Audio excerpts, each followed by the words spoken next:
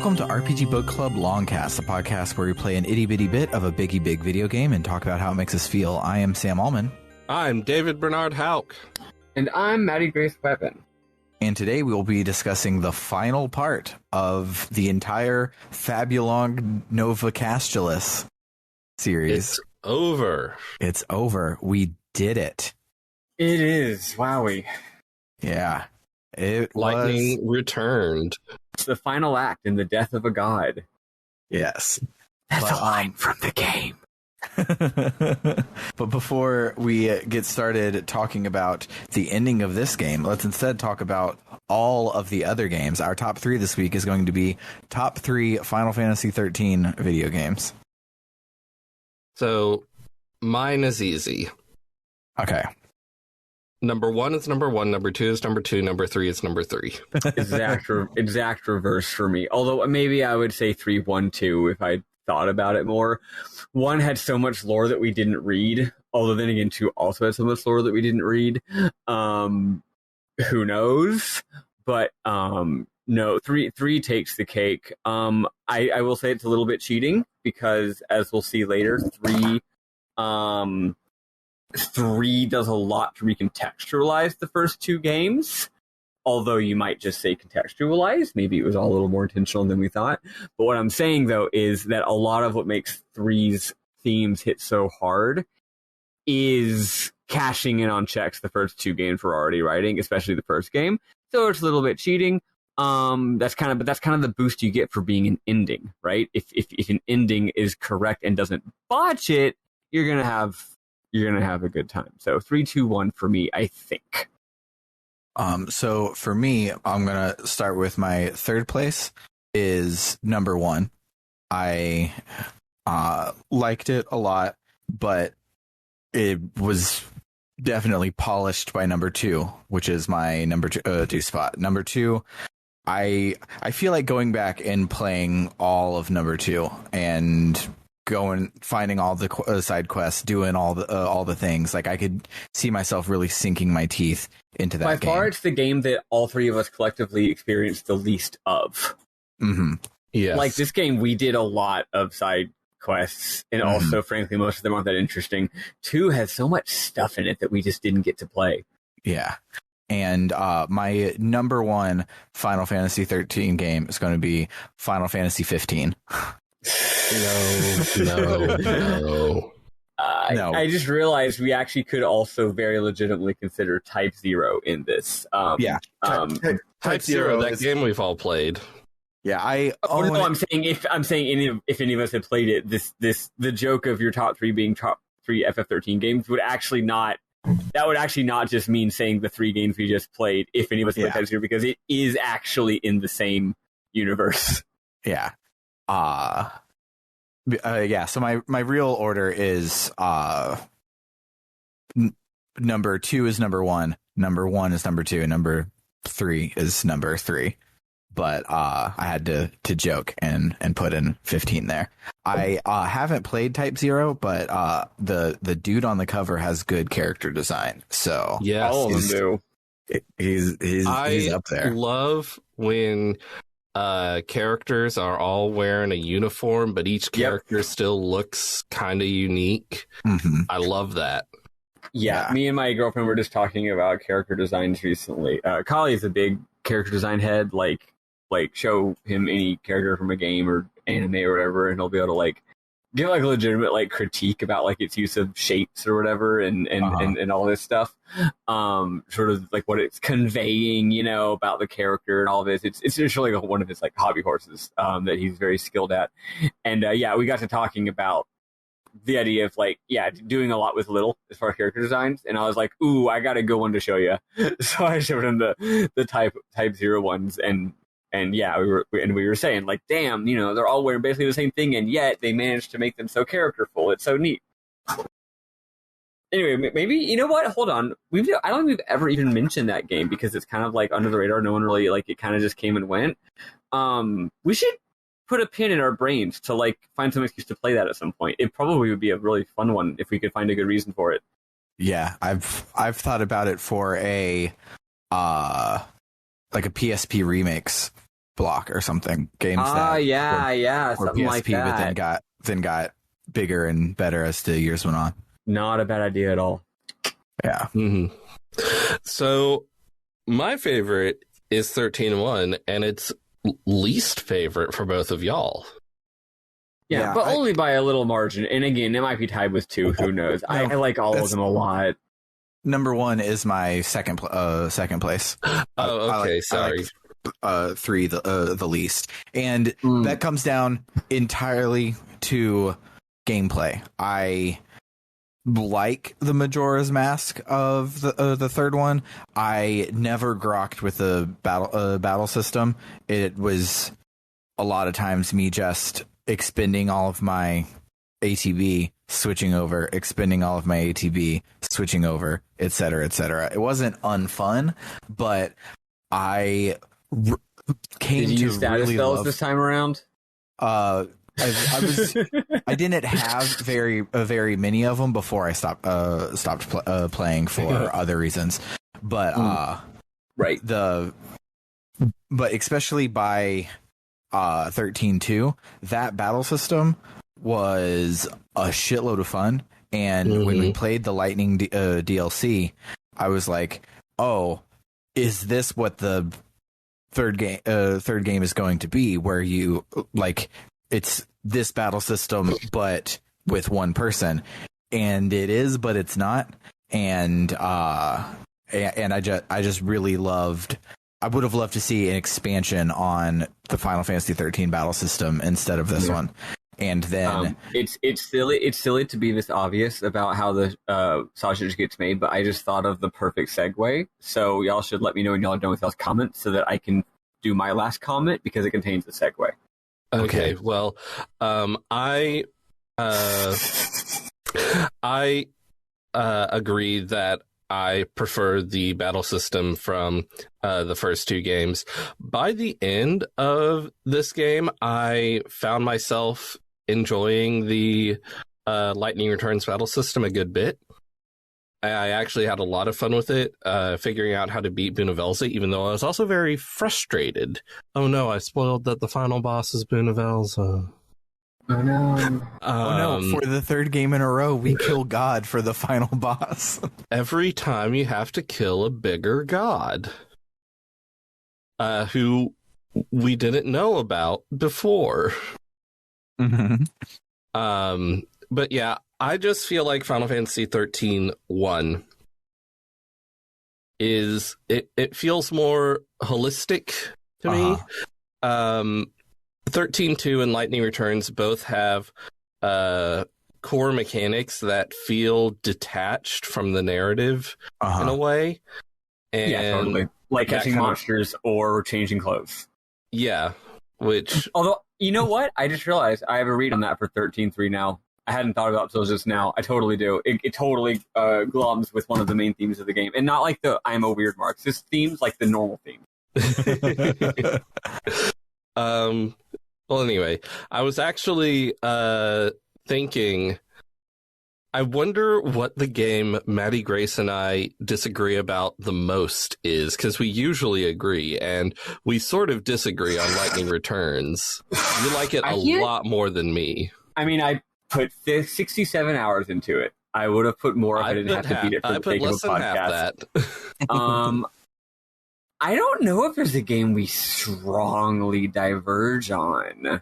Right? It would have to be in the world of narrative, not in the world of game design. I can imagine there's probably some games out. Xenogears, yeah, but I've come down on it, and I think I've come up on it a little about it. Yeah. Xenogears used to be a big one. And that was you, and that was like mature college you disagreeing with dumb child me. Because I hadn't played it since I was a child. Yes. There are a lot of games where I think that they're amazing gameplay wise, but you just don't like get it. But that's usually because they're like weird, hard shmups or something, right? And that's not the same thing as not liking it. It's just like, that's not. Yeah, I'm just not good at shmups. Yeah, I mean, shmups is an example, but like, some weird, bizarre thing that I think is cool, and you're just like, it doesn't click with me. Yeah, I don't know. We should revisit this question sometime because the It is, yeah. We are still aligned in our video game opinions most of the time. Mm-hmm. Yeah, and then we'll do a season where we have to play that game.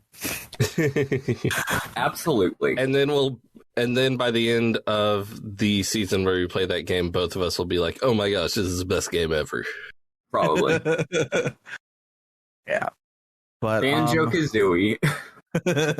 Banjo-Kazooie, that's the one that I love. Banjo-Kazooie. Yeah, but I will say, despite my negativity, I don't actually hate the game as much as I say. I just hate its music.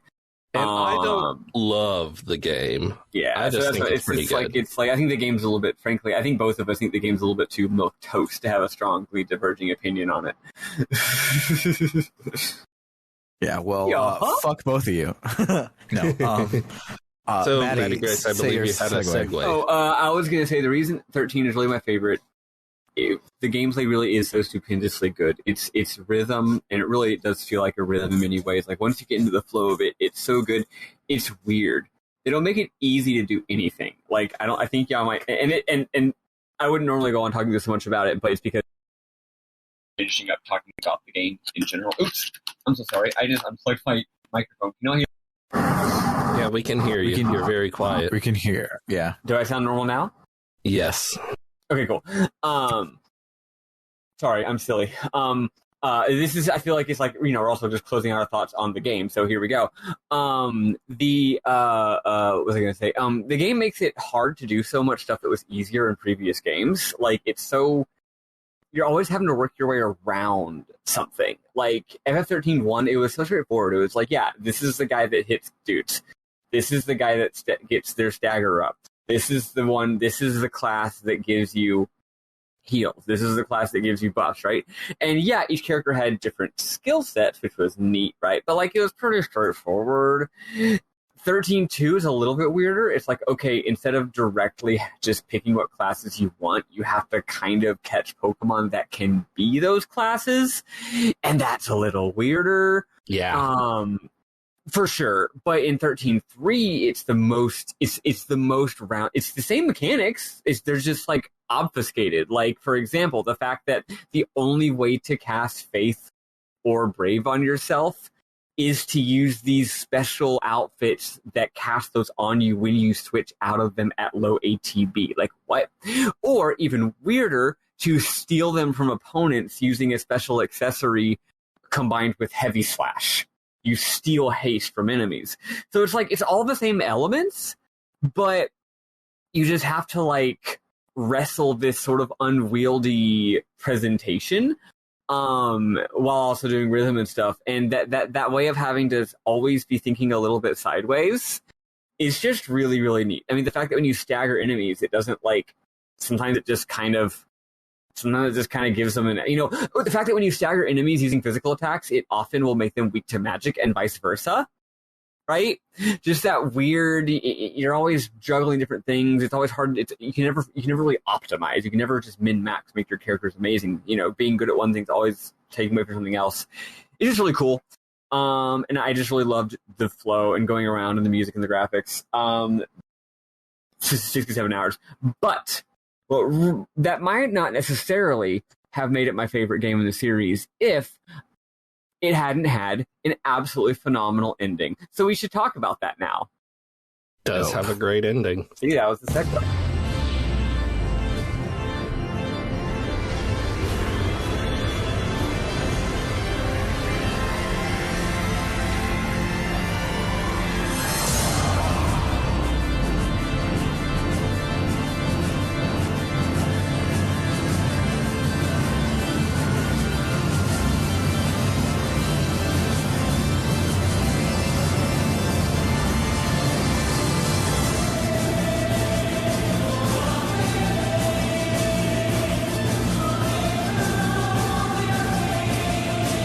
Scroll up a little bit. Wow, really that many pages? Oof. Wow. Hold on. Okay. Hold on. Wow, yeah, so this is 6 straight pages of cut notes worth of just cutscenes, pretty much. I'm just going to be telling you everything that happens in the cutscenes because it's really dense. I couldn't cut very much of it. Most of the dialogue is important shit they're throwing at you. Okay, so when we last left our hero, we were in the Ark at the portal, getting ready to do the final battle. We then get reminded of what's going to happen. So at the beginning of the final day, Vanille will start to perform the soul song, which will guide the souls of the living to the new world. So she has the power to save the living and the dead, including Sarah's soul, but she doesn't know that. But God wants Vanille to complete the ceremony, so if we defy him, what will happen to Sarah's soul? But we know that it's what Sarah would want. Sarah would want us to save all the souls. But she'll only come back, Sarah, that is, if we make her wish come true. We don't know what that means. We warp to Nova CASTulus for the final battle. It's the church in Luxarion. The ceremony is starting. And wow, okay, already people are transforming into Anubis monsters. Great. Good church. Heck. Lightning returns in a dramatic pose, with the red lightning motif making another appearance from the beginning of the game. It's appeared here and there throughout the game, but not super consistently. I just realized while writing these notes what the red lightning motif might symbolize, because it appears again at the end. Anyway, Lumina appears. She says that life and death are becoming one and the same. Soon it will all just stop. Then she gives us some very important lore/thematic information. The Order believe that salvation is not for everyone, just a select few. All the people who died in the past will be erased forever. The souls of the dead are bound in the memories of the living. Remember how last time we found out that when someone's soul when someone dies, their soul, which made a chaos, returns to the Sea of Chaos, but it retains its, I think the phrase was that the idea of them remains. The shape of the person's soul somehow persists, even though it's just chaos in a Sea of Chaos. Well, that shape, that idea of the person's soul, is bound in the memories of the living, who are custodians, who keep that soul from dissolving into the chaos. But if we forget them, they will disappear forever and have no way of coming back. And the other way around is true too. If the dead souls are destroyed, they will vanish from our memories.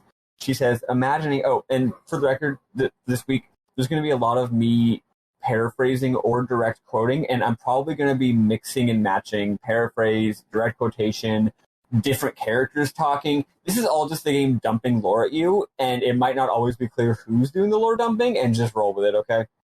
I'm not going to say, and then Lightning says this, and then da, right? Yeah. So, like, even more than usual, this is going to be just a jumble of getting the info at you. Anyway, she says, imagine forgetting everyone who once lived. It's more final, this is quote, more final than any mass murder. So why are they doing this? The Order preaches purification, and that's what this is. Wiping out the past rids us of sadness and uncertainty, regrets that make us weak. Put a pin in that. Getting rid of things like regret or sadness or fear that make you weak.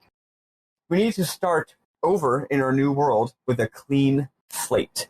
So it's not about killing the dead souls, it's about purifying the living ones. Lightning remembers what Sarah asked. Quote, promise you'll remember me. So then Lightning goes to stop the ritual. But Lumina stops her? Lumina begs her not to go and says, don't take everyone with you. Don't leave me all alone. She also starts to get a little bit crystally. Lightning shakes her off and runs. I will say, I have beaten the game. There are some twists. I still don't fully understand what's happening there. I mean, me either. I could maybe give it to you, but even knowing the twists that are going to happen later, I don't totally get it. So frankly, don't hold it in your mind too much. It's Lumina, you know how she is. Then we have a little bit of gameplay where we can go to some shops. The final day shops have some fucking insane equipment that I can't afford because I've been playing the last 30 hours of gameplay with the item equip that makes it where enemies don't drop any money because they're too busy dropping lots of sweet loot. So I can't afford anything. But I do have lots of really good abilities that are fully upgraded. Nice. You go up to the front and there's the you're like in a what's not a patio. What's the word I'm looking for here? What's the word? what's the word for just an open public area? Plaza? Plaza, yes, not a patio. Everyone's just hanging out on a porch. There's some guards of the order, and they're like, "We can't let you in." And she's like, "Y'all, I'm lightning. I'm gonna." She does the thing where they say we can't let you in, and she does a badass one-liner about how I'll murder the fuck out of you. And then they're like, "We don't care if you kill us. It's the last day of the end of the world. We'll give our lives." And she's like, "Damn, you got me." It reminds me of that Yu-Gi-Oh meme where like lightning flips around her "I'll kill you" card, and they flip around their "I don't care" card. She's like, "No." Anyway, we have a fight. It goes about how you'd expect. The only problem is there's a lot of them. Yeah, it is actually a pretty mechanically interesting battle that there's like so fucking many of them. Although actually I think that might be the next battle, not this one, but whatever. Yeah, it's pretty cool. We then, because like that's the only time in the game we've ever like fought like 10 dudes at once. We then go inside the cathedral, and there's a big old. Oh, actually, you know what? There's one more interesting thing about this. Again, this is a nothing battle. It doesn't matter plot wise, but it is cool. There's a whole bunch of them, and every enemy has a different thing that happens when you stagger them. These enemies, when you stagger them, they get confusion. They freak out because you just owned them, and they start shooting their friends, which is cool because there's a lot of them, right? It's neat. So we go inside the cathedral, and there's a big old Tiamat. It gets attacked by Noel, who shows up. They're doing that JRPG thing where as the hero goes through the final dungeon, all of his friends are going to show up and have dramatic scenes. Except one important one who never gets to show up. Yep.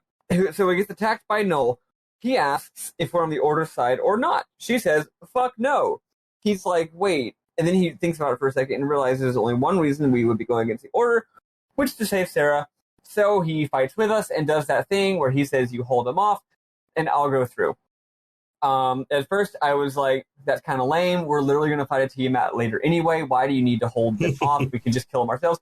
But also, there are actually 2 Tiamats, and I will say, from fighting one of them later on, that's actually pretty hard. Okay, I'll buy it. Like, not a lot. Like, we probably could have won that battle, but, I'll buy it. When I found out I didn't have to fight that thing, I was like, oh, thank goodness. And then I ended up fighting one later, and I was like, that wasn't actually too bad. Yeah. It's actually kind of cool. So the first time we see Tiamat, we don't fight it at all. We just go run through a cutscene. Then we go through a little dungeon, like in the catacombs underneath the cathedral, with some brand new enemies. And there is a quest in this game to extinct every single enemy in the whole game. That does include this enemy that only appears in the final dungeon. So if you wanted to do that quest and get this final one, you would have to run around in this one area for a long ass time. Anyway, there's actually like 2 kinds of new enemy. One of them is easy and one of them is quite hard. Anyway, then we see another Tiamat, and Fang is fighting it. We do fight it with Fong. So the first time we see Tiamat, it's cutscene. The second time we see Tiamat, we fight it with help, which is kind of interesting. It's not too hard, especially with help. I'm not going to go into the mechanics of it. It's a pretty interesting fight, but like, whatever. We got to get to the end here. This game's battle system is always interesting. We tell her what we've learned, because remember, she was like, I know the Order is evil, but I don't really know anything more than that. We tell her the truth of the Soul Song, and also that we have a plan to stop it, and that Vanille has the power to save all those souls to the new world. Fong didn't know that. Her entire motivation for hating the Order was lesbianism. Yep, and it's going to continue to be. So then we get some more lore about what's going on thematically. So the Order wants to... So they repeat this same thing kind of a lot, but there's always a bit of a different angle on it. So hopefully I'm not being too repetitive, but I do think a lot of the time they're developing the theme more. So Lightning says that they're going to cut away the memories of the dead like a tumor. It's not about peace for the dead, but making things easier for the survivors. Then she says, then we'll be free from the dead weight of the people we used to love. The Order is going to pretend that their sins never happened so that they can breathe easier, which I think can be easily read to all the characters can pretend their sins never happened so they can breathe easier. Which means they'll kill Vanille. And Fong's like, what? Fuck, let's go get him. Again, Fong does not care about any of this. She just doesn't like that they're gonna kill Vanille. It's cute. We get to the you're like, they're gonna kill almost everyone who ever lived. Yeah. And then you have to be like, that includes Vanille. Wait, Vanille's almost everyone who ever lived. So we get to the inner sanctum. Vanille is doing the thing in an FMV. There's sort of this like head priestess who has never been mentioned or even named, who is now cool. The bad guy. Yes. She's got a unique design. She has a great voice. She gets a lot of dialogue, and yet the subtitles refer to her exclusively as priestess, or I think high priestess. That's it. The high priestess He's the new bad guy. Is now the new bad guy. She gives a great performance. She really hands it up. She's like, oh, the souls. Da, da, da, da, da. I wrote down almost none of her dialogue because it does not matter. Because she's just a religious person doing a sacrifice. Like, it doesn't have anything to do with the actual plot of the big time lore, right? So she's like, da da da da, all the souls come find peace. All the souls are flying around and they're going into a big ball. We burst in and start wrecking up the place. We say, Vanille, stop. But she doesn't know why we would tell her to stop. The priestess says all these boring old order lies, but then we tell her the truth. And she's like, what? And the priestess says, okay, but you still have to do it because God only wants pure souls. So this comes straight from Brunovelza.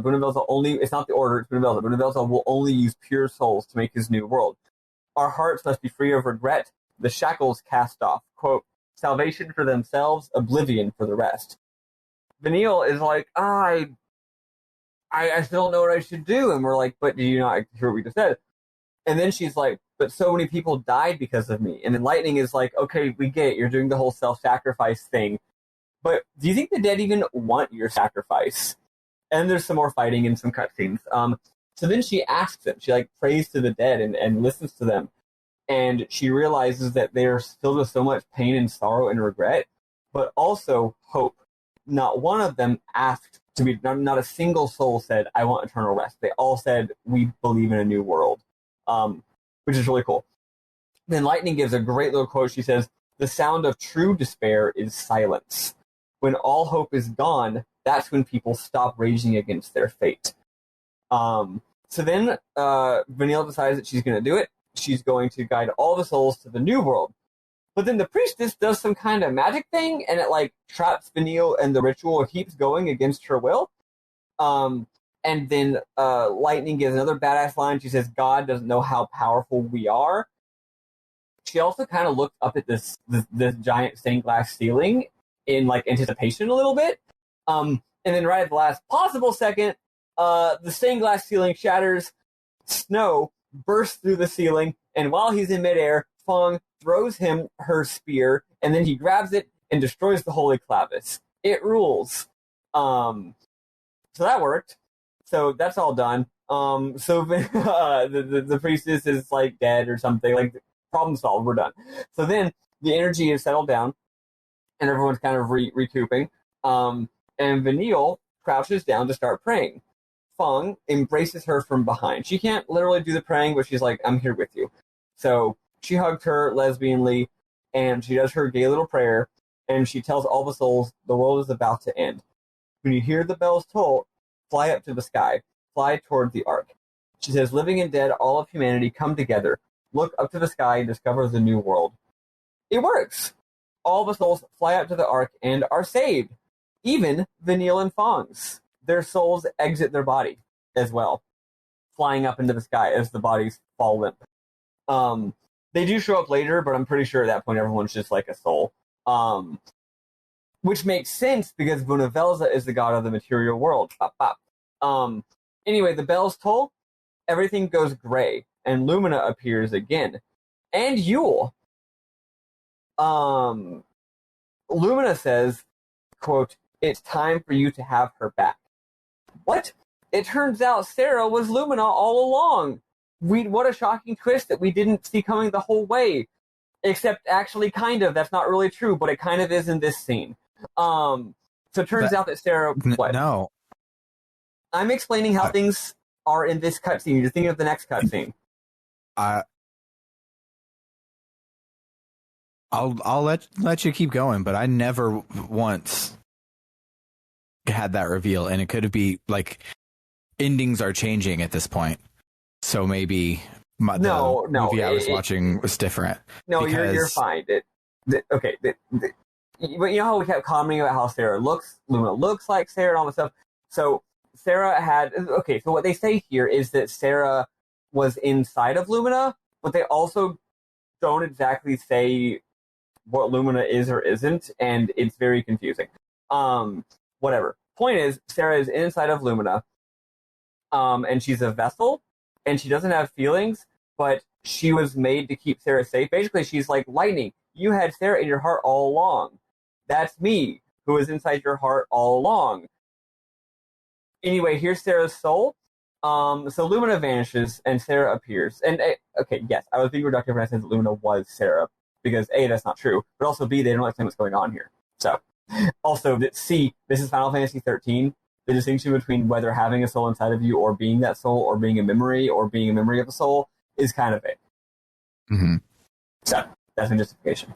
Anyway, Lumina vanishes, and Sarah appears. But then disappears again. It's her soul going up to the Ark. Okay, cool. We saw her for 5 seconds, though, which was cool. So then the last chime chimes, and everything goes dark, and finally, God awakes. He looks so fucking sick. So here's what God looks like. Not too surprising, but very cool.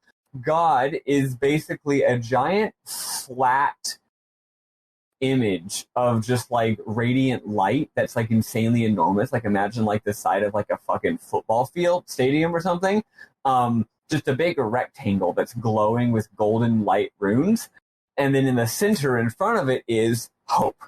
So Hope, as he has been the entire game, Hope's body is representing Bunavelza.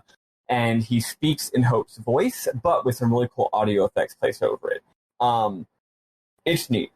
So then he shows up. I don't even know what he says, just some God shit.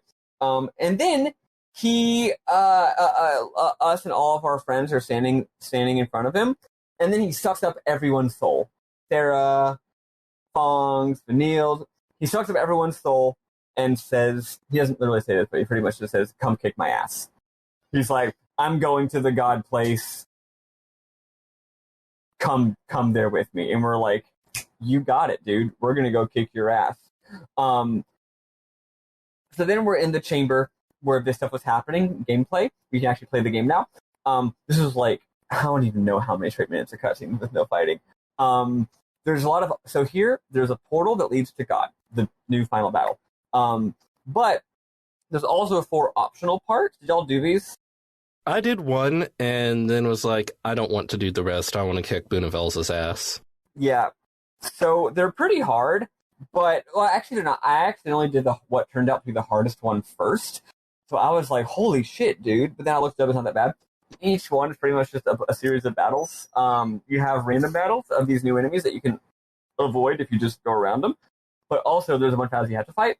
And it's all these enemies from the game, usually harder versions of them. But here's the thing. If you've already extincted them, then they just don't show up. So it's like easy. Some of them for me, there were almost no enemies.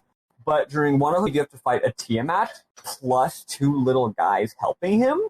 Oh, I hate when there are little guys helping the bad guys. Which is actually pretty hard. It's pretty fucking hard.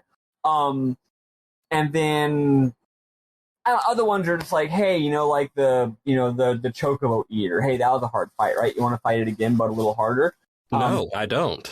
Yeah, it's just that kind of stuff. But here's the thing. For each one that you do, you get an insanely good spell that I didn't end up using for the final battle because I already had my strategy so set that I didn't feel like shaking things up, but I totally could have. They're really, really, really good elemental spells of each of the 4 elements. Apparently way better than like the Aga spells, which fans say that no one uses those. But also, if you do all 4, then you return back to the central building and you get Ultima Weapon. Which is the best sword in the game, and I don't know the exact numbers, but actually, I'll tell you in a second. Holy moly, it's insane! you also get the ultimate shield. I'm pretty sure the ultimate shield tripled my HP. Wow. I think the amount that it gave me was double the amount that it... Oh, yeah, and the extra attack that it gave me was equal to the amount of attack I currently had. Like, with whatever other weapon that I had equipped. Like, it makes you phenomenally powerful. And also gives you insane fucking defense and HP. And it gives you an ability called Army of One Plus. Or not Army of One Plus, but whatever. But the point is, in this game you have the Limit Break Army of One that isn't really that, like, good. Sometimes what happens is it's a whole bunch of weak attacks that add up to be a lot. But if the enemy you're fighting has strong enough defense, all those weak attacks will just be like 1 damage. Although it is good for healing you. There is an accessory or maybe weapon or maybe outfit in the game that gives you an ability that makes Army of One better, but only kind of better. This is the enhanced version of that ability that makes it really good. So, if y'all are listening along and are curious if you should play this, I would recommend it. It's not insanely hard, actually. And you can always go back to Mog and buy more high potions and more Phoenix Downs, although you can't buy more ethers. Please don't use all your ethers during this part like I did, because I'm stupid. You're going to need some EP in the final battle. You're going to need some EP in the final battle. Also, once you complete all 4 of them, please go fight random battles until your EP is at max, because you will need EP for the final battle. Yes, thank you, Bernard. I should have thought of that, and I didn't. So then we decide to go to the place where the realm of the gods, where humans or no humans ever been. Where God sits. Exactly. Where God's chilling there, creating the new world. So we talk to Mog, and we go there. So then we get in insanely. We then say that the new world should belong to humanity and not to God. Mog wants to come with us, but Light says you got to stay here as a beacon to help Sarah and the rest of them find their way back after we rescue them from God. Also, about Bunavelza, she says, God, she has so many good one-liners. She says, "It would be madness to fight you, but I am more than human now, because I have been remade by gods. I will lead the dead and drag you down into the chaos. You're finished," which is very cool. Lightning has no doubt that she's going to go kick God's ass, which is funny because it's a very, very difficult battle. She probably doesn't think she's going to require 2 tries to do it, but she does actually. So now we're flying through the time portal like always, and God/Hope is now talking to us, but in the third person, which is interesting. Probably doesn't matter. God says, "It was always his desire that the world would last forever. He battled against all the forces that would bring about its end. But his dream was shattered, and he couldn't stop it. The nurturing flow of life no longer seeded the world. But that's when he saw the invisible forces that breathed life into the universe, that gave form to raw matter. Chaos, made from the souls of the dead to be reborn. When the goddess was destroyed, that cycle was broken. So God decided to do it over. It would be easy for the Almighty God to build the material of a new world." This has never really been mentioned until now, but they keep using the word material, the word physical, the word matter. So God controls matter. He can make all the substance of the new world, but the chaos that resides in hearts and souls have no form. He can't create them or mold them. He can't even see them. So he needs someone to help, a fisher of souls, again with the very interesting Christian terminology there. Not just his servant to save souls in this world, that's just the first step. If Lightning completed his trial, he would know that she could do the real mission, becoming the new goddess, which is either going to come as a complete shock, or it'll be like, duh, if you did that one side quest way back in the day. So he's saying all this stuff, and then Lightning says, and this is her final line before the cutscene's over, she goes, "I'll become a goddess of death, all right, but not the one you want. I'll be the goddess who kills you." So then we get her. She's so fucking good. She's like, I feel like at this point she's enjoying having badass one-liners. She's like getting into it. So now we're at a location where the general area is called Cosmogenesis. So creation of the universe in its entirety. but the location we're at is called the Sanctum of Theogenesis, aka creation of God. Also, I will say, at some point they start using the phrase, "Hey babe, can you hear me?" Yeah. Was it FF13 that started using the phrase monad? What? Monad is a little enemy that. Oh, that's right. It's in the bus. Okay, thank you, bro. Never mind, babe. Cool. So there's the use of the word monad in this game, but I forgot to put it in my notes. So thank you for clarifying, Bernard, because that's an important point. We'll get there when we get there. Cool. So anyway, the graphics here are phenomenal. It is an abstract fantasy no space, but in my opinion, it's the best one I've ever seen.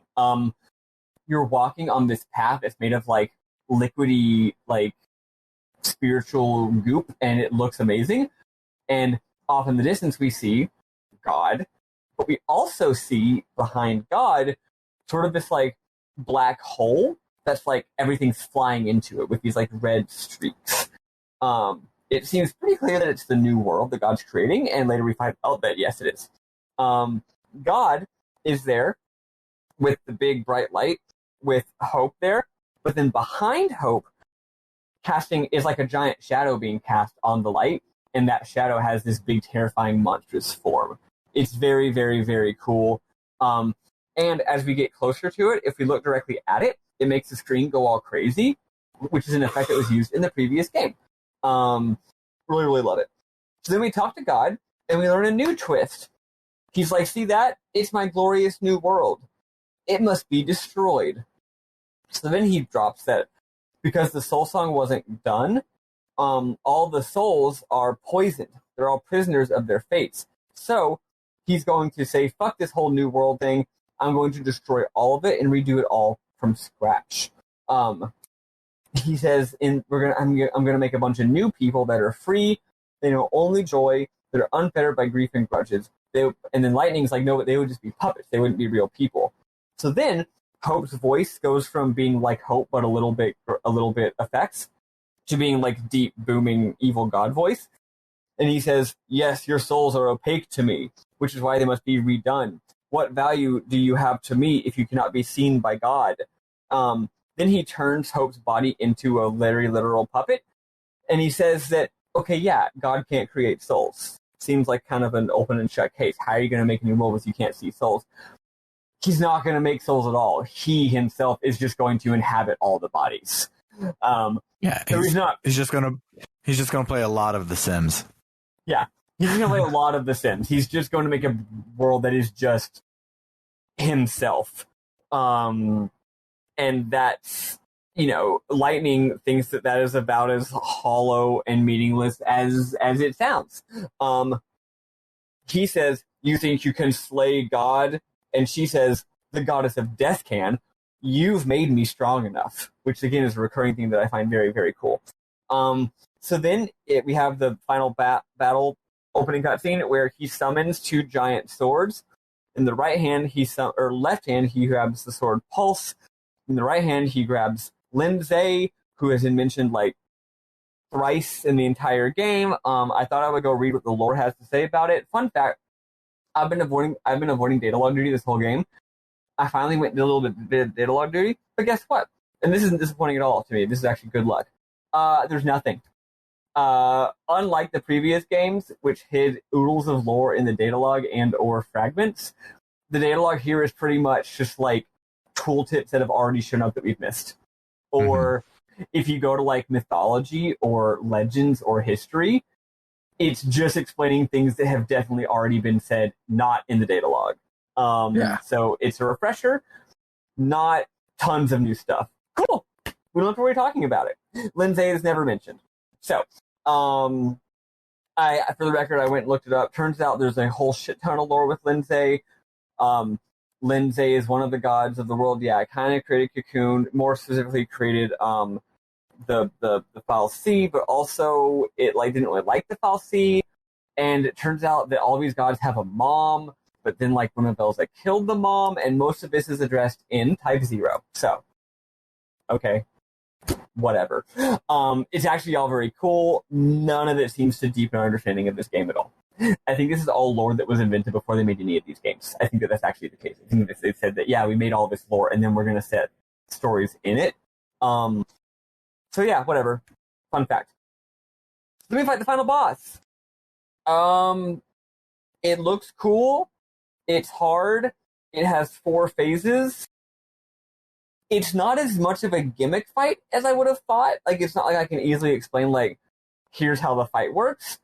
It's a pretty normal fight. It's just hard. Except for the final phase, where you do almost no damage and you have to break it. So it's not about HP, it's about can you stagger it or not. And as Bernard told me in the DM, it's really hard to do. But if you stagger him, it's like, you're dead, dude. You're dead. Yeah, but if you get to the 4th phase and you just don't have the loadout to stagger that 4th phase, which is really hard to do, then you have to do the whole battle again, and it's a long battle. Yeah, I actually died on the 3rd phase, but that's because I didn't come in with full EP. So basically, you need to be able to know when to use what's your EP mode called? Overclock. Yeah. You really gotta know when to use that. Overclock's really important for 2 reasons. One is that while you're using it, you have no EP limits, and you move faster. Literally move faster, so it's better for staggering. But also, after it's over, all your ATB is recharged, which is really important. Mm-hmm. You can use 1 more EP to use Body of or Army of One. You don't necessarily want to, because you might want to save the EP, just because like the fact that you're hitting them hard and being aggressive might be more valuable than using Army of One. I did both of those strategies at different points in the battle.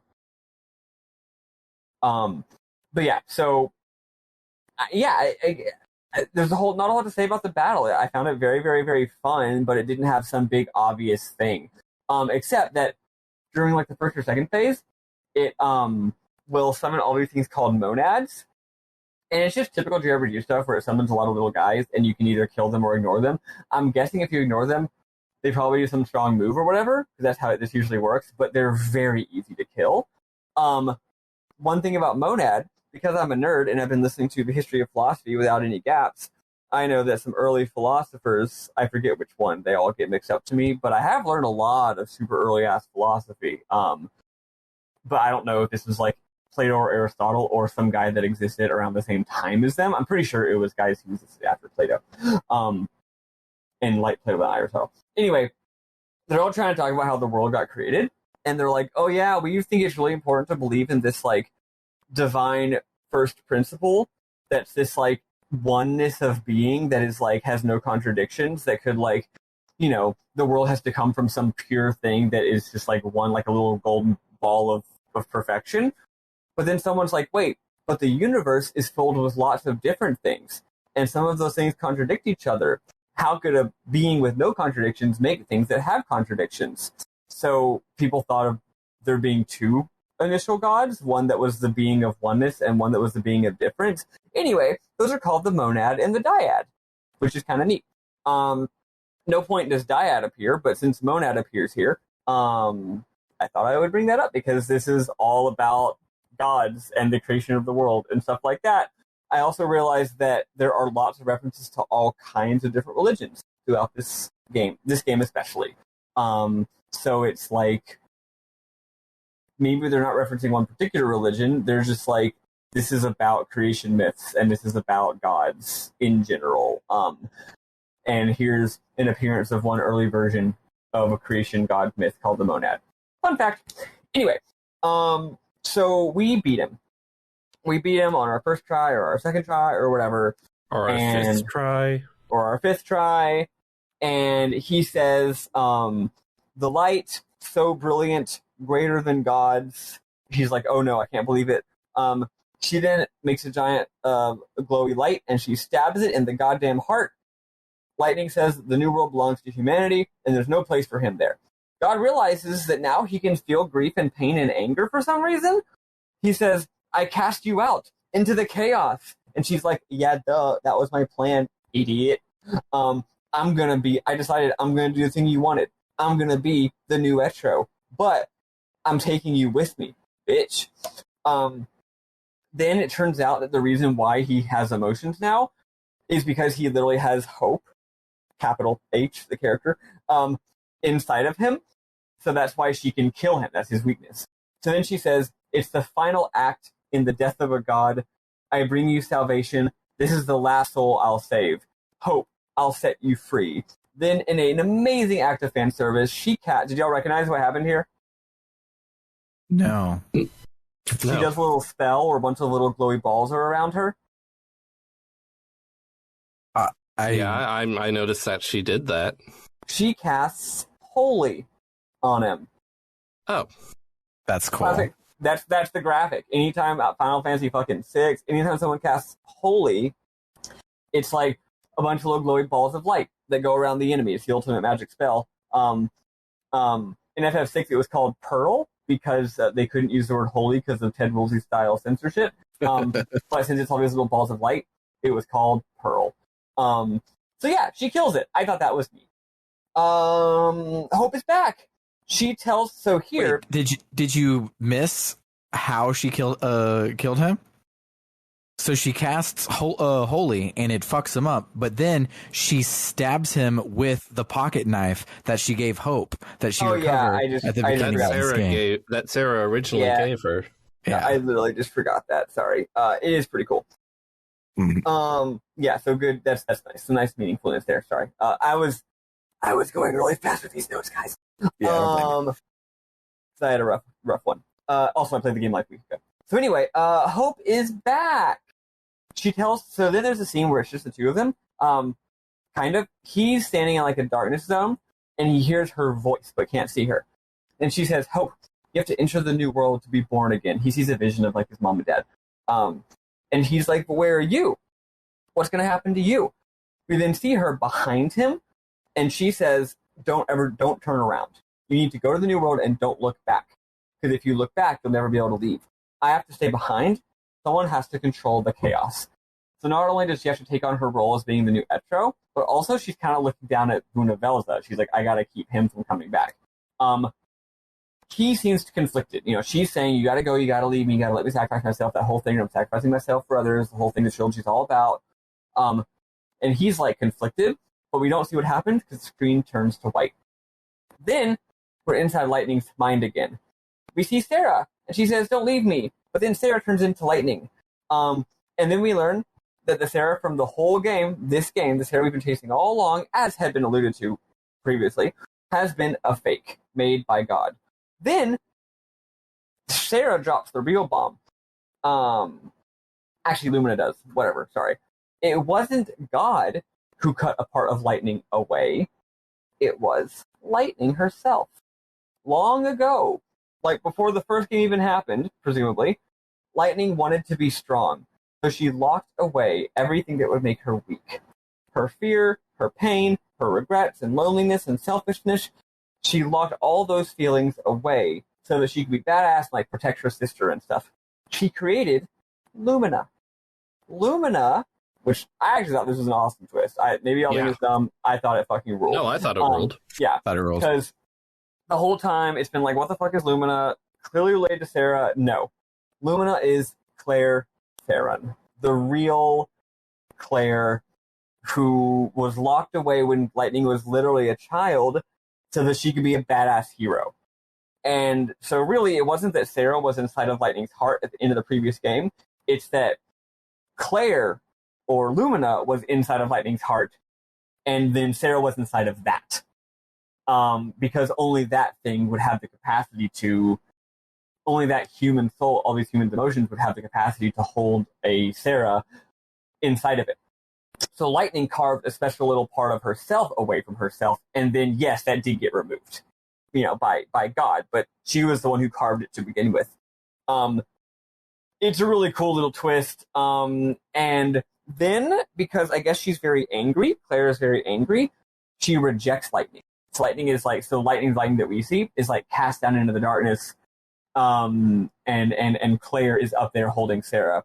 And then, Lightning does the thing that she's been needing to do the entire game, which is that she looks at, what she says is, I need you. She says, I need you, help me. It's not clear who she's saying it to, but I think she's saying it simultaneously to Sarah, so she needs someone else. She needs another human being. she can't do it all on her own. But she's also saying, I need you to Lumina, aka herself. She needs the part of herself, but she's still the way. She can't actually get on without it. And I think she's also saying that she needs, people, friendship, all that kind of stuff. So that's it. That's what she needed to do all along. She finally completes her character arc. Lumina smiles, and also sort of Sarah, kind of, but also Lumina, and returns to Lightning, and so does Hope. It turns out, in the previous cutscene, he did turn around all along, and he grabbed her before she fell down, and also, and this is fake Sarah, by the way. So then we have a little thing that I guess doesn't really matter, but it's kind of weird and interesting. So fake Sarah saved Lightning all along, was in love with Lightning and saved her. Turns out that fake Sarah didn't really love Lightning because she doesn't even have a soul, but she could imagine what the real Sarah would feel. She imagined love. She says, quote, God hadn't given me a heart, but even so I could dream. So then fake Sarah disappears. So Lightning did not sacrifice herself. She learned that she does not have to keep doing that constantly. Time for the real ending. We have only a bit more than a page left of notes, guys. So, in an FMV, we see, God, it's a real shame y'all are just listening to this in audio format because it's got some of the best graphics you've ever seen.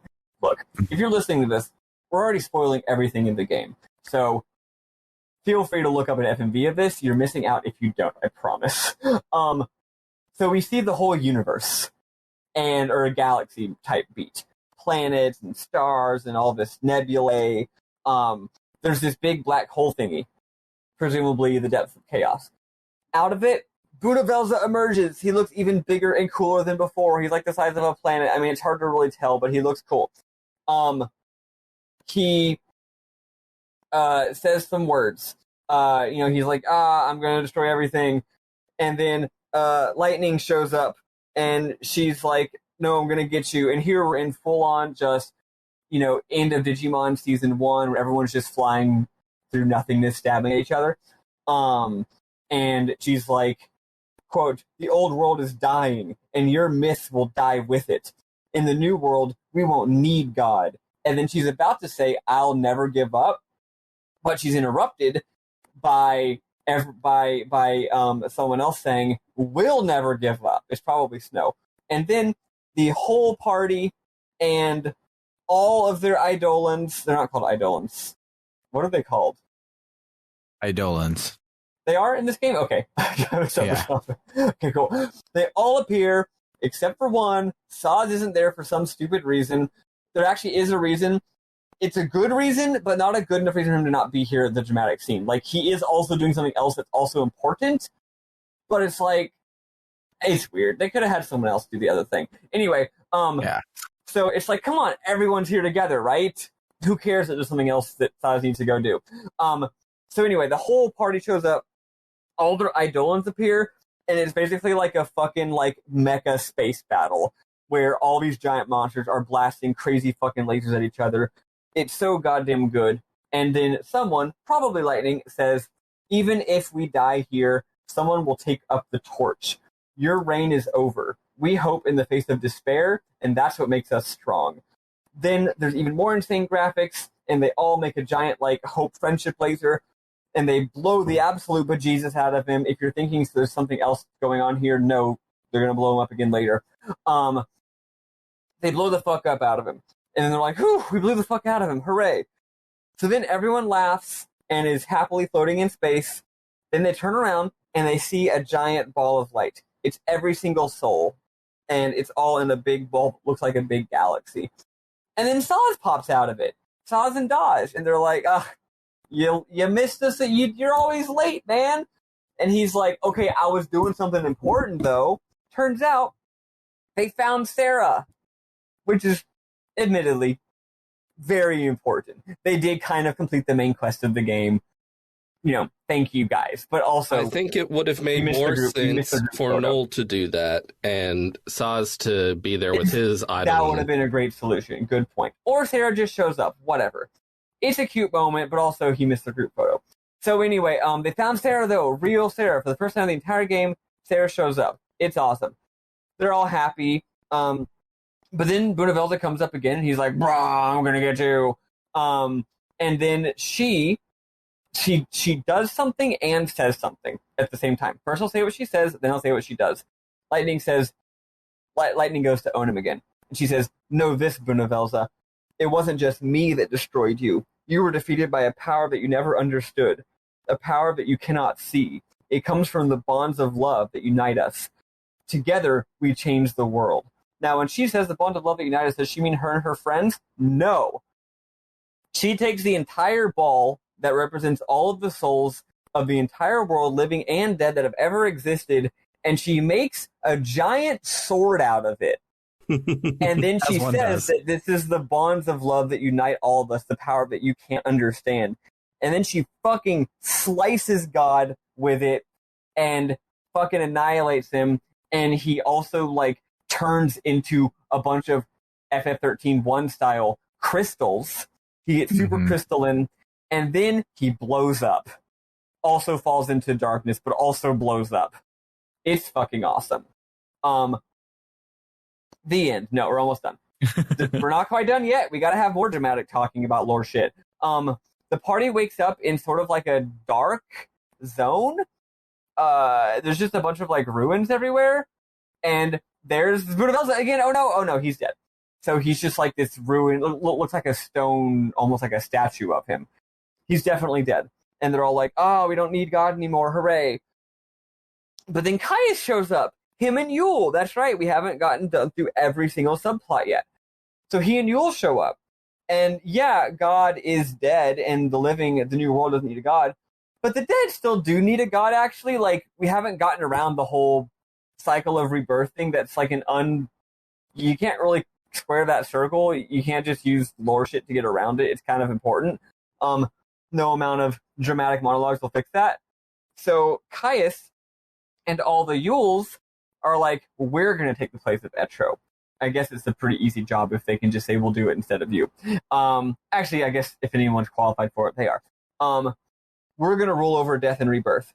But Noel is like, "I can't." On that point, wasn't the final Yule that we killed last game actually Etro herself? Like, I feel Yule is even more qualified than Lightning. Or am I remembering last game wrong? I think you're remembering last game wrong, because we didn't kill Yule, we killed Caius. Yeah. What Bernard just said is right, but I think what Sam just said has some kind of truth to it as well. The ending of that game was very confusing. I'll go to the wiki. The lore of FF13-2 and what happens vis-a-vis it actually makes a lot less sense than this game's lore and vis-a-vis what happens in it. But yeah. Anyway, so they're going to roll over death and rebirth. Also, I mean, someone who is endlessly died and reborn probably could handle that job, right? So, Noel can't allow it. He's like, "No, you can't do that." And Caius is like, "Do you really want to take her place, Lightning? I mean, Noel." And he's like, "Yeah, duh." And we realize that that's what Caius really needed. The thing about Caius is he just wants Yule to be safe. That's all he wants. Yule needs to be protected. He's kind of obsessed with it. He finally realizes that Noel is, in fact, going to be a great guardian for Yule. Just as good as him. Maybe even a better one. So what he does is he blips Noel away, and we see that Noel and the very last Yule, the last one to ever exist, get to go to the New World, while Caius and the rest of the Yules will stay behind. And they are going to be Etro. The portal gets even more flashy and graphic-y, like, holy cow. It's like neon fucking 80s-ass lighting effects going into this circle of darkness. And the whole screen goes black. A crystal, a straight-up FF-style glowy blue crystal, looks like the beginning of FF14, appears in the middle of the screen. In it, we see the reflections of the party, and they muse. Is Guard really dead? Is he just sleeping? Maybe one day he'll return, but if he does, we'll kick his ass again because of the power of humanity, blah, blah, blah, blah. The party surrounds the crystal. It shatters, and they can all finally go home to the new world. The love theme from the first game That's the do do do do do do do do do do do do do do. It's kind of the main theme of FF13, but also not because that game has other main themes as well. Whatever. So it's a beautiful. It is the main theme of 13 too, though, because it's tied to Sarah. It plays all throughout 13 too. But Sarah also has her own theme that's different than that. Yeah, but you're right. No, you're right. Yeah, whatever. The series has a lot of themes, and I do think they kind of struggle. Well, it has a lot of themes and a lot of meaning, and in a lot of senses. Yeah, there's also a song that got repurposed as Lightning's theme. Not the actual Lightning's theme, but the song that, remember, in one of the side quests, Lightning is like, that was Sarah's favorite song, and it's also my favorite song. But like they never said that before. Anyway, whatever. Oh, that's this song. Yeah, you're right. Yeah. You're right. I forgot. Yeah. Anyway, for the record, the music here gets the whole like last half hour of the game has phenomenal music. It's all just recapitulations of themes that we've heard, but like it's full Hamazu. I think they were all probably composed by Hamazu, or they're imitating his style. There's like reharmonizations where the chords are different. It's stupendously good. Okay.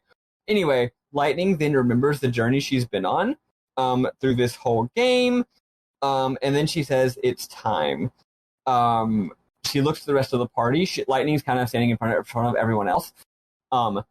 Sarah is standing next to Snow and kind of holding his hand, but he kind of pushes her, like, go forward. He's like, go forward, Sarah. You need to be with your real girlfriend. Yes, that's incestuous. Yes, that's weird. Yes, that is how this game is the entire game. Okay, that Lightning does not talk about her sister the way you talk about a sister. She's really weird about it. They like each other too much. Okay, that's all I'm saying.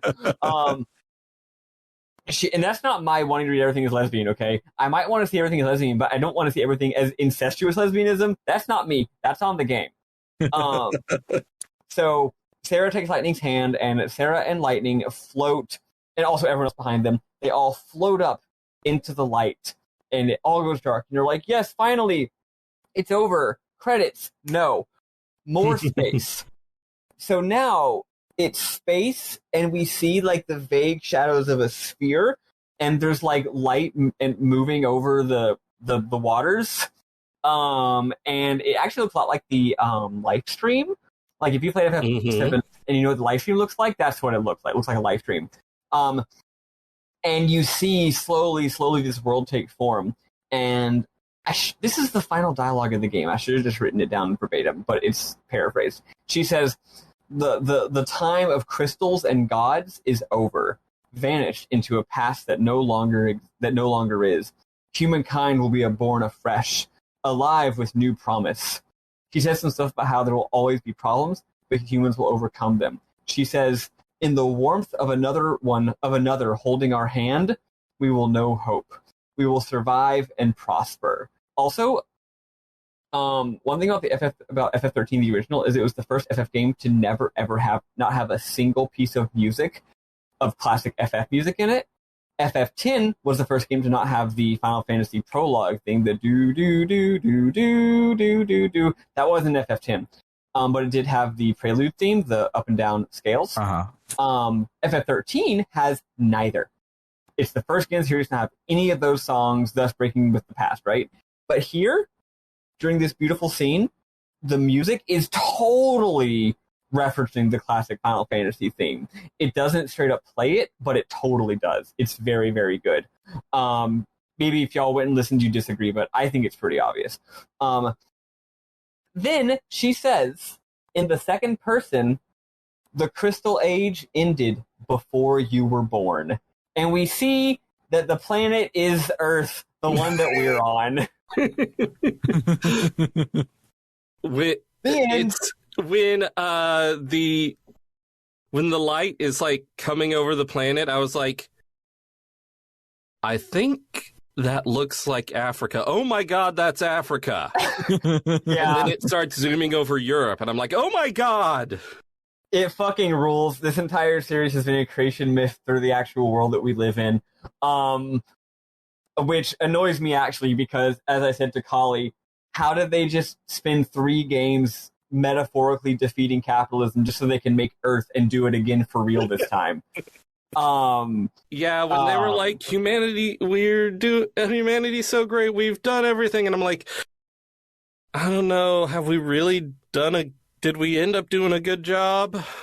I think it's very hopeful though, because they actually they simultaneously say this is the final struggle, and humanity is finally overcoming the final struggle.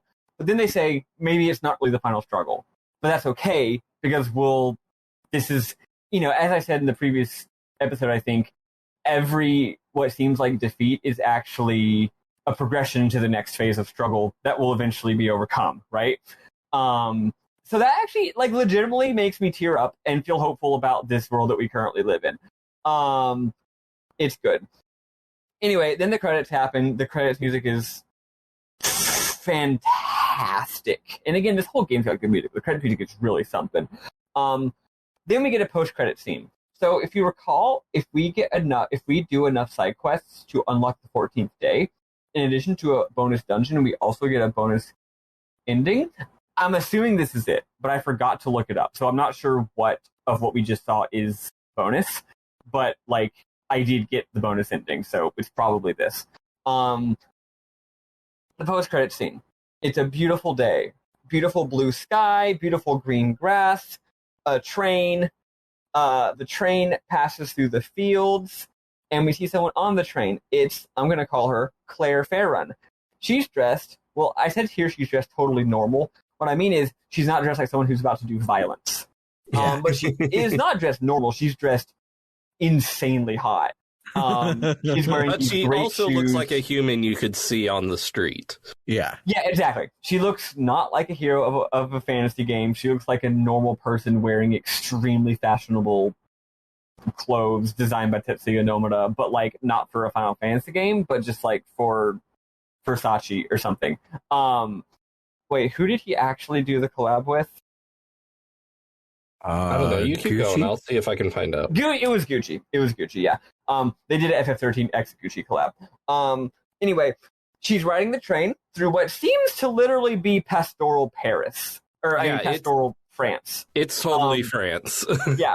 There's a small little French village.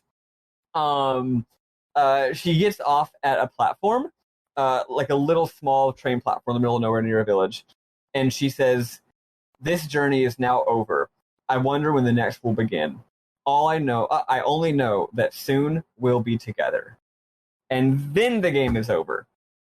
And then we can do New Game Plus if we feel like it. The end. Wow. That is this might be one of the records for most amount of someone's just explaining cuts and 2 hours of cutscenes to you that we've ever done on this pod. Sorry. Yeah. It owns though. So fun fact, the final cutscenes of this game are heavily DMCA striked on YouTube. So much so that Gamer's Little Playground, who does all of the game movies that I watch for the podcast, just straight up cut off the last 10 minutes. So it ended with the scene where fake Sarah was like, I was a fake the whole time. And it was kind of ambiguous for me if that was all Sarahs are fake and you created a little sister or whatever. And so I was like, what the fuck? That's the ending?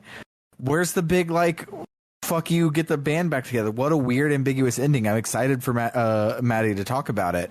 And then y'all said that Saz didn't show up at the end, and I was like, nobody showed up. What do you mean? And so I went and while you were talking about this stuff at the beginning, I had to watch the last 15 minutes of cutscene. Oh my gosh. That's so funny because I was just watching one of the long plays and none of it got struck at all. Maybe because the long play is such a big video that the DMCA didn't notice that there's stuff at the end or something.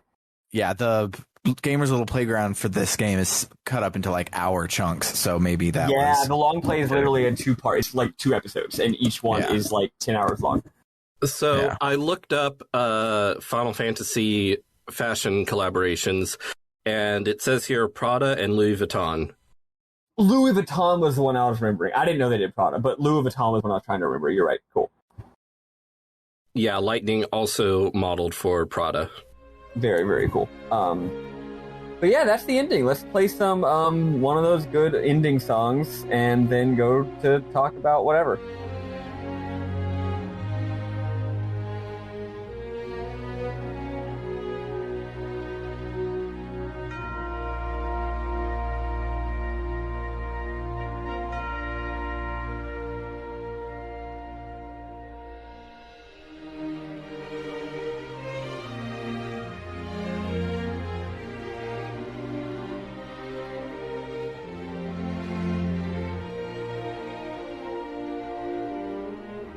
Okay, so I only have one, and I thought it was super cool ludonarrative coolness. So we show up to stop Vanille, and all of the souls that are like being yanked from chaos to fight us turn into Anubises. The only random mob in the entire game that cannot be extincted is the Anubis. So if you need to grind, you grind on Anubises because they won't ever run out. Because they're I knew souls. I knew they never got extincted, but I hadn't realized that's really smart. Yeah, I thought that was really, really cool. Yeah, that was my big mim mom of this section. So, as we were going through, as I was going through this final set of cutscenes and everything, I was sort of having mixed feelings about Fang and Vanille. Like, I was feeling like it's a shame that they can't be explicit about their relationship because, like, it's so clear what their relationship is. Mm-hmm. And then I was like, on the other hand, it's kind of like if it was a man and a woman, there would be no question that their relationship is romantic, with it being exactly the same as it is. So, in a sense, it doesn't need to be more explicit, but the fact that I know that it couldn't be more explicit, they would not have made it more explicit even if they'd wanted to. Mm-hmm. It is interesting. Like, you could say, like, if it was a man and a woman, you'd be like, oh, this game is just being coy about, like, showing people kissing, and that's fine, because that's an artistic choice you can make. But we know they're doing it not for that reason. But yeah, when you put it that way, though, like, I mostly had the negative opinion like that you have, but it is also, like, yeah, they're just being coy about the intimacy, but also, like, I do appreciate that, like, the first game, honestly, all the lesbians, especially the trans lesbians, are like, oh, it's so gay. And I've always thought the first game was a lot more like, is it really gay or are you just being queer baited? Now, in my defense, I hadn't seen the game's ending. But now at the third game, it's like, oh yeah, this isn't queer baiting. This is coded, extremely obvious lesbian relationship. Which is, you don't get a lot of that. Mostly you just get queer baiting in this sort of media. Mm-hmm.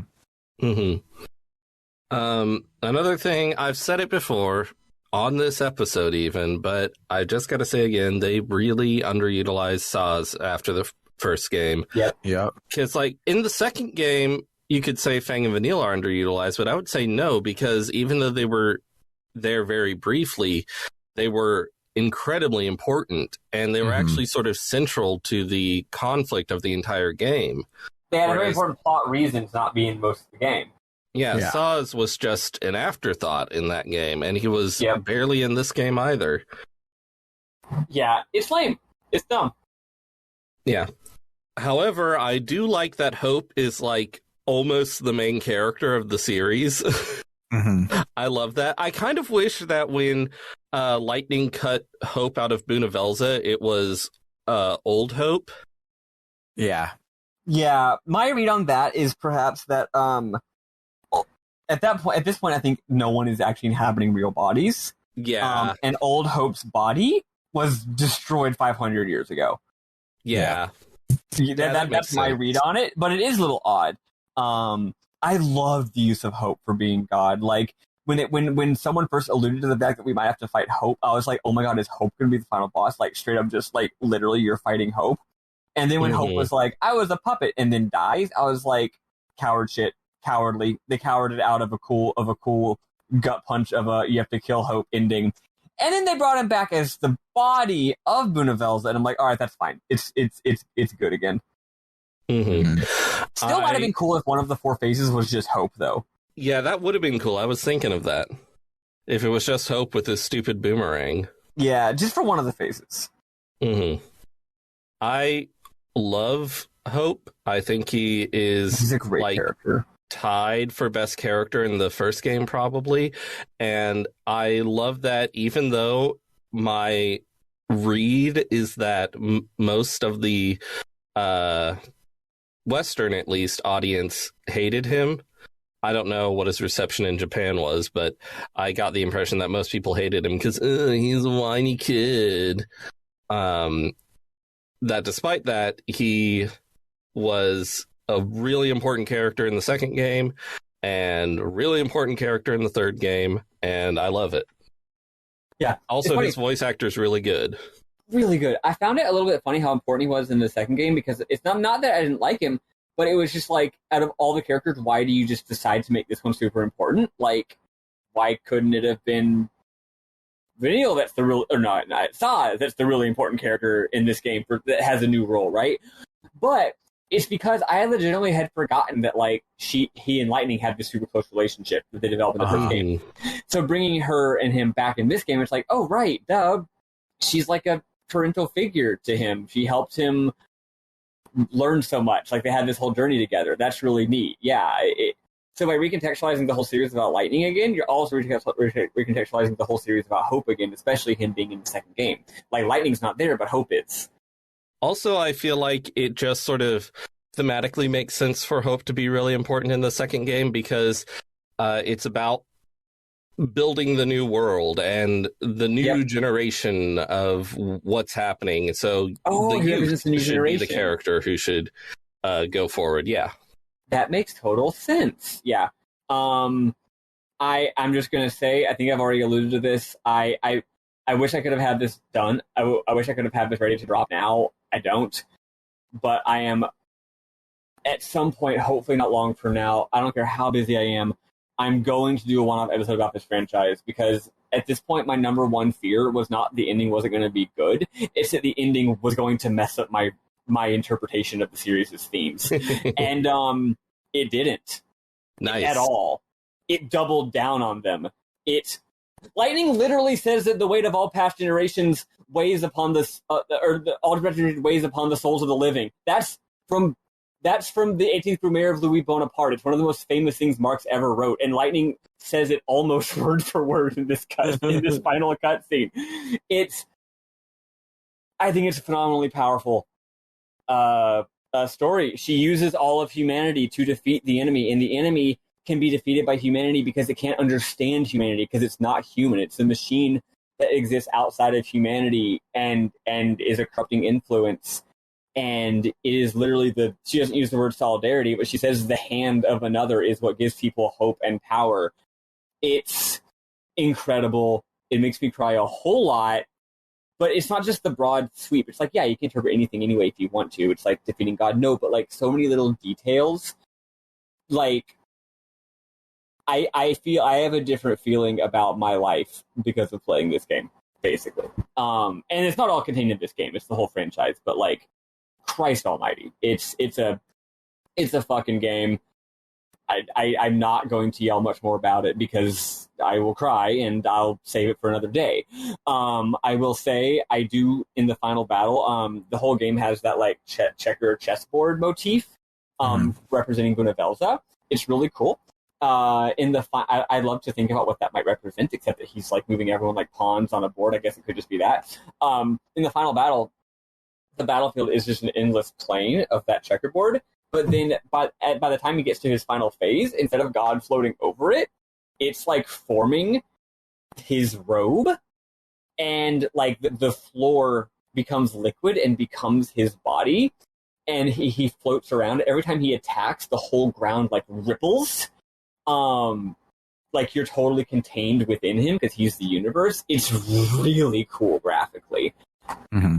Oh, speaking of cool graphics, I mentioned this many moons ago because we were trying to dig in and figure out who Lumina was supposed to be, because she looks like Sarah, but notably in this game that is about 98% reused assets, she had a completely different face model from Sarah. And like they did a thing like where Lumina and Sarah were like superimposed on each other and separated, so you saw them right next to each other. They had a very different face, and I was like, what is that? That's so like weird, because it's obviously supposed to be Sarah. She has the same hair, but it's teenage Lightning, so of course they look similar because they're sisters, but it's not Sarah's face because it's not Sarah. And as soon as they revealed that it was actually Lightning, I was like, oh, she looks exactly like Lightning.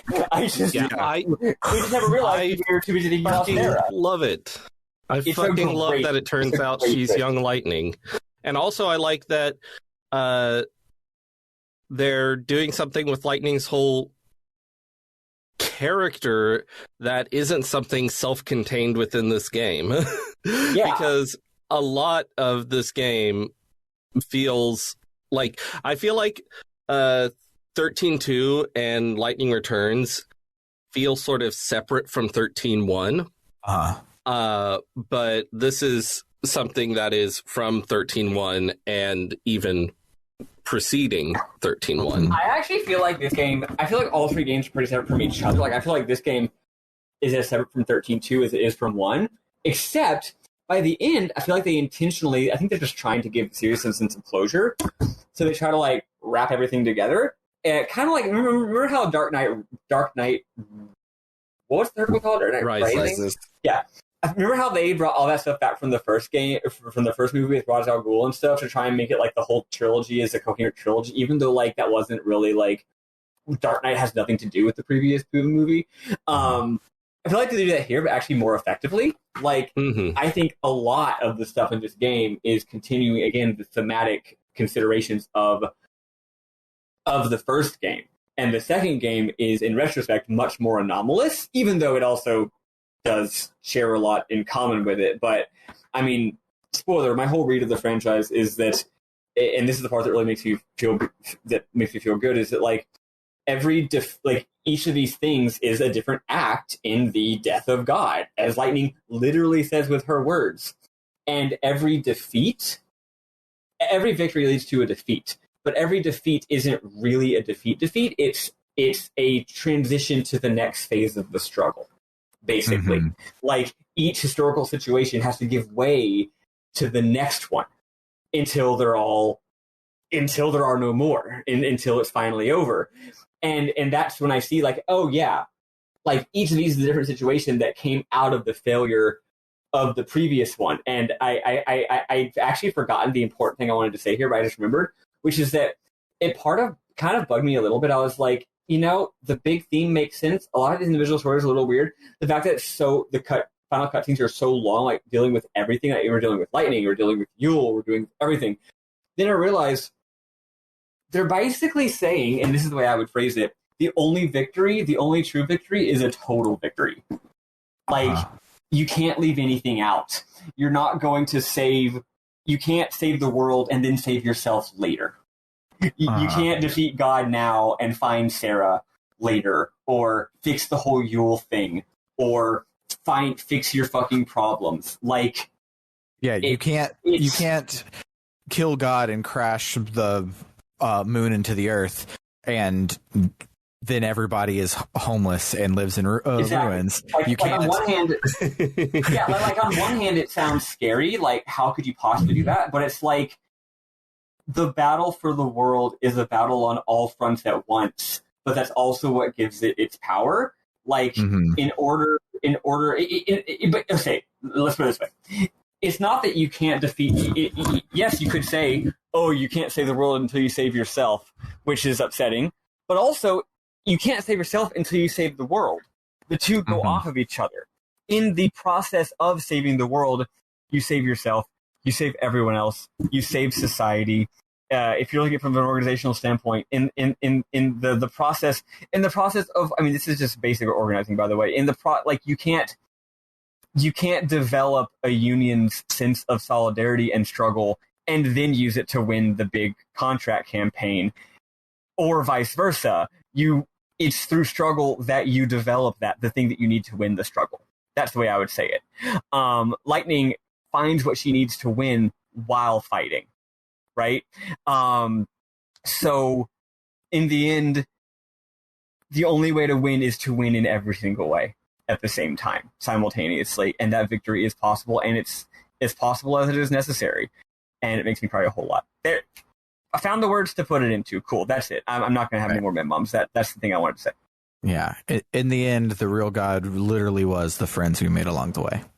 In the most dramatic possible way. Like, Yeah. that's been said, every fucking anime says that, and yet it usually comes off as... It doesn't normally come off the way it does in this game, in my opinion. Yeah. I feel of all of the... It truly was a Shawshank Redemption sort of like endings to games. This one felt earned. It like the first game. Yeah, it was When it was Lightning good. yells in the end of the first game that the reason why humans can defeat God is because they don't play by God's rules. God can't understand that they don't live like that, and that humans have the power to make the impossible possible. When she yells that in the first game, I fucking believe it. And when she yells it in this game, I believe it again. Yo, shout outs. Who's the voice actors for Lightning? Oh, I forget. It's the same person who did Liara. I forget her name. She's phenomenal. Her voice actress is Allie Hillis. Not only does she do great reads of these important lines, she also is hilarious when she says, "Queh, queh," or meow meow choco chow. Meow meow meow choco chow. This game really does kind of ride on the performance of just a couple of characters, and they really sell it. She's also Palutena. Ah, look at that. Interesting. She's also Burroughs in Shin Megami Tensei 4. Yeah. Which we should wrap this up because I have to catch a train, because I guess y'all don't necessarily know this, especially y'all listening to the podcast, because I haven't done an episode since, but my car got totaled, and I'm about to go ride a train to go to someone who's letting me borrow their car, and I don't want to miss the train. Don't worry, I don't have to go in like 1 minute, but so I don't have any more final thoughts, so y'all can share yours, and then we can finish. I shared some real good fashion from the Prada and Louis Vuitton collabs in the chat, and it's real good. They're so good. Fantastic. I really liked this game after the first game, and I was like, this game did not deserve the bad rap that it got. It now is at least in the top half of Final Fantasy games for me after playing all three of them, and that's a strong half. Like, I easily could think of 8 Final Fantasy games that are a contender for the best game of all time, and this is one of them. I do think the trilogy is much better than if they'd only made the one game. Yeah. The trilogy as a whole is such a more powerful work of art than just the first game is, even if you think the first game is the best one. Yeah. Mm-hmm. And I meant to say this earlier when we were ranking them, but the first game feels the most like a Final Fantasy game, but yep. It works better with these 2 other Final Fantasy shaped games. And it's real good, and I'm glad we played it. I mostly picked it to be the next LongCast because it's one of the obvious ones, but I'm really glad that it was it's way better than .hack GU. Let's put it that way.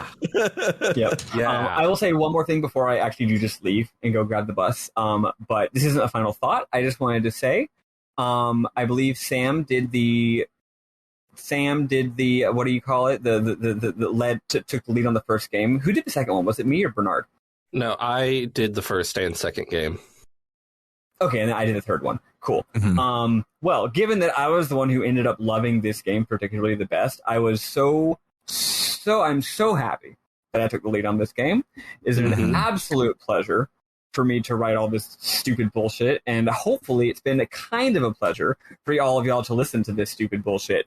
Yeah, I'm really glad that we do long casts, and I'm really glad that we did this game. You know, Joghack GU, we had a fun time, but I don't know if I would call it more than a fun time. I found this trilogy to be a very special experience. So, yeah. .hack GU was real. Now. It was fun, but it wasn't real fun. That's right. That's exactly right. So I'm going to go while leaving my computer on so that y'all can wrap up all the bullshit. But goodbye, and I'll see you around, and I'm going to go get a car. All right. Bye. Bye. So if you like what you heard today and you want us to do more of them, you can head on over to www.rpgbook.club, where all of your donations go into the bucket. Once the bucket is full, we do more short or long cast episodes. We are part of the way towards unlocking the next short cast, which is Metal Gear Solid 1. We are 71% of the way there. So you can go and donate to unlock that one. The LongCast we'll be doing next is Dragon Quest VII, which is probably, like, I don't know if Persona 5 Royal is longer than it now, but they're competing for longest traditional turn-based JRPG by like double the third place person. But if you want, you can do one-off donations, or you can donate monthly.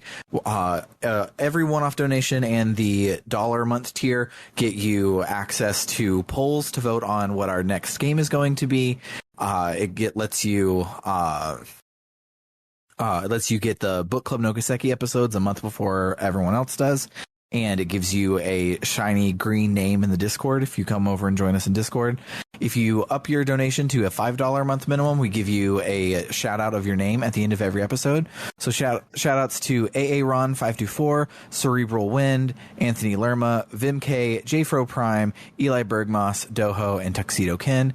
And if you really, really love us, you can bump yourself up to the $20 a month, where we will not only shout out your name, but also a one-sentence blurb of your choice. Our current and only luminary is Carr. He is a dentist, so his blurb is not a shout-out for his Twitch stream. It's a shout-out for your own mouth. And he says to brush your teeth twice a day. Most importantly, brush them right before you go to bed at night. For RPG Book Club LongCast, I have been Sam Allman. I'm David Bernard Hauk. See you next time. Keep your eyes front. I'll watch the rear is the sign-off we decided on the second to last episode. Yeah.